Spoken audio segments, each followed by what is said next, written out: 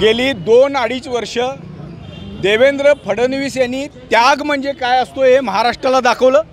या 2.5 वर्षात ज्या पद्धतीनं महायुतीनं काम केलं त्यामुळं महाराष्ट्राच्या जनतेनं पुन्हा एकदा महायुती सरकार सत्तेत आणलं आणि महाराष्ट्राच्या मनातला मुख्यमंत्री देवेंद्र फडणवीसांना पुन्हा एकदा शपथ महाराष्ट्राची घ्यायला लागली आणि येत्या 5 वर्षात देवेंद्रजी, शिंदेजी आणि अजितदादा हे महाराष्ट्रासाठी अत्यंत चांगलं काम करतील आणि 15 वर्षे ते 20 वर्ष देवेंद्र फडणवीस यांचं सरकार महाराष्ट्रात राहील असा आम्हाला आशावाद आहे। आणि केंद्रातलं नरेंद्र मोदी आणि महाराष्ट्रातलं देवेंद्र फडणवीस हे सरकार महाराष्ट्राला स्थिर सरकार, विकासाचं सरकार देईल यात कुठलीही शंका नाही।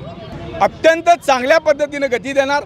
ज्या पद्धतीनं 11 वर्ष नरेंद्र मोदी यांनी प्रत्येक भारतीयाच्या मनातला भारत निर्माण करण्याचं काम केलेलं आहे, देवेंद्रजींनी 2014 ते 19 अत्यंत चांगलं काम केलेलं आहे। गेल्या 2.5 वर्षात उपमुख्यमंत्री म्हणून काम चांगलं केलेलं आहे आणि त्यांच्या अनुभवाचा फायदा महाराष्ट्राला होईल आणि नरेंद्र मोदी हे भारताला विश्वगुरू करतील आणि आपल्या भारताचा GDP जो आत्ता इतका सुधारला आहे तो 3 नंबरवर येईल असा आशावाद महाराष्ट्राला आणि भारताला आहे।